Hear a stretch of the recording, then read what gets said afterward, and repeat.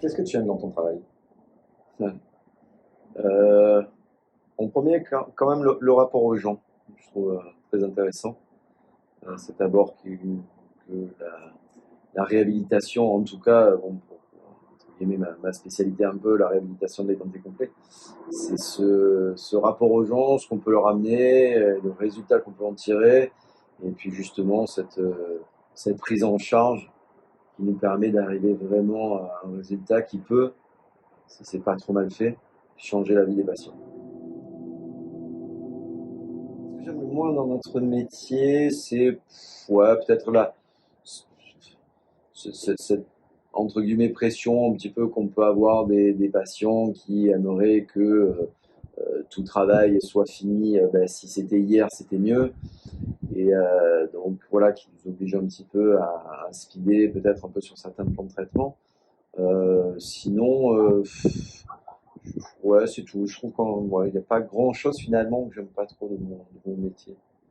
Si ce n'est des problématiques ou des travers que moi je peux inclure dedans. Mais ça, c'est mes problématiques à moi. Les gens alors, qui m'ont inspiré sur le côté chirurgical de notre pratique odontologique, euh, qui était au premier temps des profs de Marseille, que ce soit Jean-Luc Catherine ou Dr Rochepodji. Et qui après par la suite ont été une rencontre par exemple qui est de Pierre Gangloff, mon ami qui est décédé maintenant et qui était assistant chef de clinique quand moi j'étais interne à Nancy et qui m'a clairement voilà, montré le beau côté de la chirurgie, la belle chirurgie et tout ce qui peut en découler. Et oui, ça c'est, oui, j'y pense régulièrement.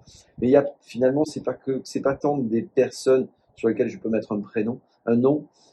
C'est ce que je pense tous les jours, c'est en fait essayer de, de, de sortir la quintessence maximum de ce que je peux donner. Je dis pas que c'est le meilleur des travails, c'est ce que moi je peux donner de mieux. Voilà, tous les jours. Et c'est ça que je pense, auquel je pense tous les jours, c'est plutôt ça. Tiens, je prends des photos, par qui elles vont être vues, quand elles vont être vues, est-ce que ça va pouvoir amener quelque chose, une pierre à l'édifice, et, et le service rendu patient, est-ce qu'il va vraiment être top, et est-ce que mon patient va être content? Ça, je pense tous les jours. Et du coup, toute cette motivation, tu arrives à l'entretenir comment? Tu la sors d'où pour toujours te remettre en question et essayer toujours de sortir le meilleur de toi-même? Alors, je pense qu'il y a eu un avant et un après, on va dire. Après, est-ce que c'est dommageable ou pas, j'en sais rien, mais il y a eu un avant, un après conférence ou visibilité sur les réseaux sociaux. Après, on peut dénigrer les réseaux sociaux. Moi, je trouve qu'il y a cet abord-là, cette facette-là qui est extrêmement intéressante.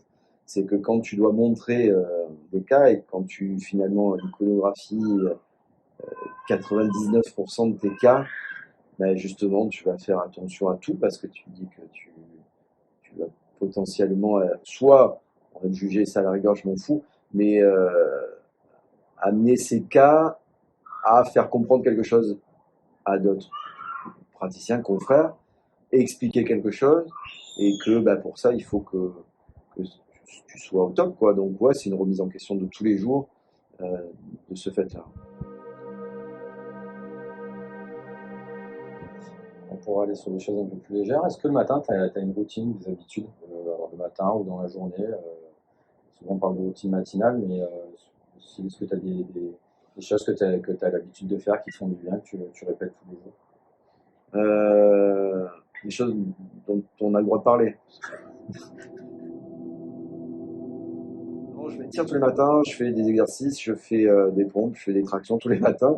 Et ça, alors c'est pas tant pour me tenir en forme, c'est que je trouve que c'est la première marche bah, vers le speed de la journée. Voilà, je mets mon corps en marche, je le réveille doucement, un peu plus speed après, et ça me permet voilà, d'attaquer la journée avec un peu d'envie et de niaque. ça dépend des époques de ma vie finalement. Le sport a toujours été quand même relativement une passion. Maintenant, c'est peut-être un peu une routine d'entretien, bien que voilà, j'ai envie de refaire un peu de sport passion, on va dire. Et voilà, là pour l'instant, c'est vrai que je fais beaucoup de sport d'entretien, voilà, de me maintenir en forme du fait de mon grand âge. Pour conclure cette interview et ce petit dos à dos, est-ce que tu as un rêve? Est-ce que tu as des rêves? Des choses que tu aspires à pouvoir faire, réalisables ou pas? Ouais. Alors j'ai un rêve, alors il est peut-être un peu paradoxal finalement par rapport à tout ce que j'ai dit. Ça serait peut-être d'avoir une deuxième carrière professionnelle.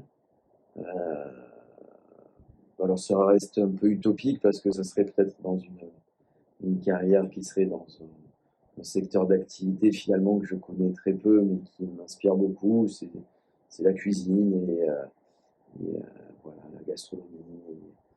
Et c'est vrai que si je pouvais arriver un jour tout simplement passer mon petit CAP de cuisine et peut-être à changer de vie professionnelle juste pour les 10 dernières piges, ouais, ça pourrait me faire kiffer. Et puis je trouve que à la fin de ma vie, on serait content de me dire, bah, tiens, t'as fait ça, plus ça, t'as réussi là-dedans, t'as pas trop mal réussi là-dedans.